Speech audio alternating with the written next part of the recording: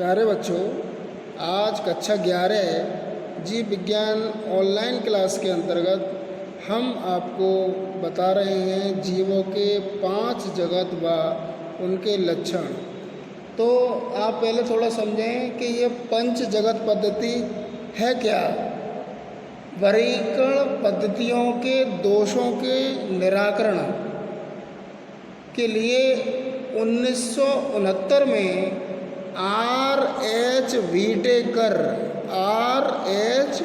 Whittaker जो वैज्ञानिक थे, उन्होंने पंच जगत पद्धति को प्रतिपादित किया, बनाया।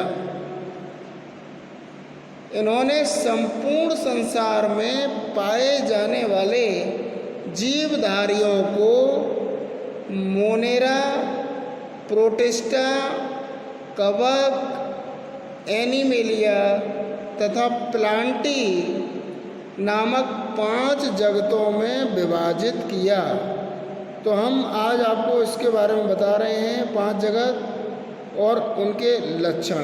ध्यान से समझेंगे आप कि ये क्या हैं। इनको हम कॉलम वाइज बना लेंगे। सबसे पहले हम लक्षण, फिर मोनेरा, फिर प्रोटिस्टा, फिर फंजाई, प्लांटी और एनिमेलिया। तो ये सबसे पहले लक्षण में हम बात करेंगे कोशिका। कोशिका कैसी होती है? मोनेरा के अंतर्गत प्रोकैरियोटिक प्रकार की कोशिका पाई जाती है।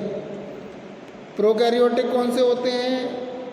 जिनमें केंद्रक नहीं पाया जाता, वो होते हैं प्रोकैरियोटिक। और दूसरा, प्रोटिस्टा में यूकैरियोटिक कोशिका पाई जाती है, जिनमें केंद्रक उपस्थित होता है। फंजाई में यूकैरियोटिक कोशिका पाई जाती है। प्लांटी में यूकैरियोटिक कोशिका पाई जाती है और एनिमेलिया के अंतर्गत भी यूकैरियोटिक कोशिका पाई जाती है। दूसरा आप देखेंगे काय संगठन, बॉडी ऑर्गेनाइजेशन कैसा होता है। मोनेरा में कोशिकीय, एक कोशिकीय होता है।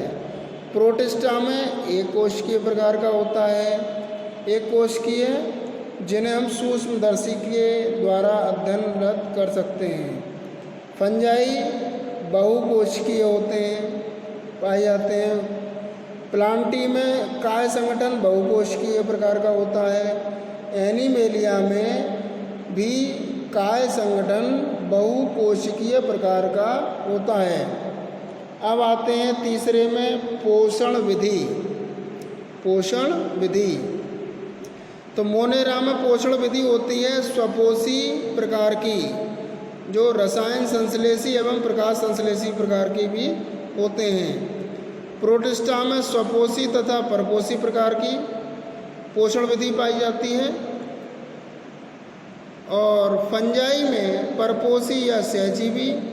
परपोषी के अंतर्गत आप समझ रहे हैं ना, परजीवी, मृतोपजीवी, ये सब आते हैं। और प्लांटी में स्वपोषी, क्योंकि प्लांट में तो पोषण विधि स्वपोषी होते हैं, ऑटोट्रॉफ होते हैं सभी।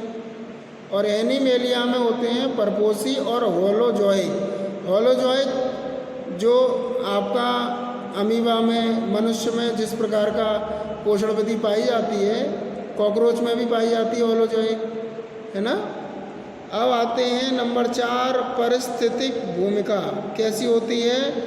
मोनेरा में होती है अपघटक प्रकार और उत्पादक।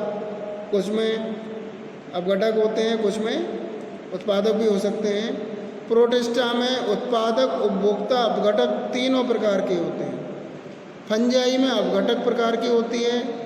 प्लांटी में उत्पादक प्रकार की होते हैं और एनिमेलिया में उपभोक्ता प्रकार की होती है। इसके बाद कोशिका भित्ति। कोशिका भित्ति जो होती है, मोनेरा में पेप्टिडोग्लाइकन की बनी होती है। प्रोटिस्टा में क्या होता है, कोशिका भित्ति कुछ में पाई जाती है, कुछ में नहीं भी पाई जाती है।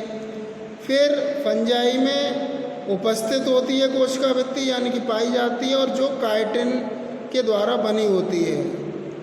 प्लांटी में भी उपस्थित होती है जो सेल्यूलोज के कारण बनी होती है या सेल्यूलोज की बनी होती है। और एनीमेलिया में कोशिका भित्ति नहीं पाई जाती है।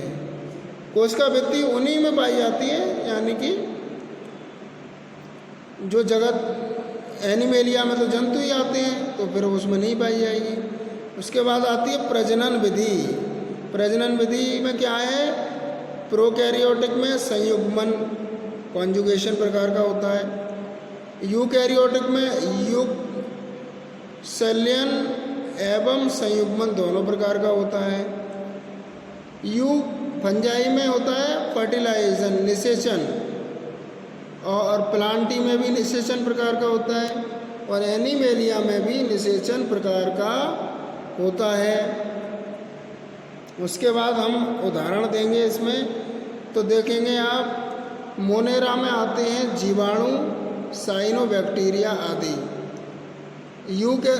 प्रोटिस्टा में आते हैं अमीबा, यूग्लिना, शैवाल आदि।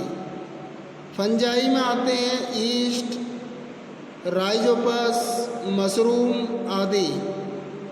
प्लांटी में आते हैं बहुकोशिकीय शैवाल, मांस, फर्न आदि।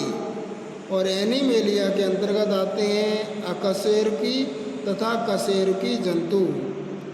तो प्यारे बच्चों, इस सारणी को मैंने शॉर्ट तरीके से बताया है, और ये एक अच्छा क्वेश्चन है जो आपको पढ़ना है, याद कर लें, और इसको आप चैनल को सब्सक्राइब करें और लाइक कर सकते हैं। ठीक है, धन्यवाद।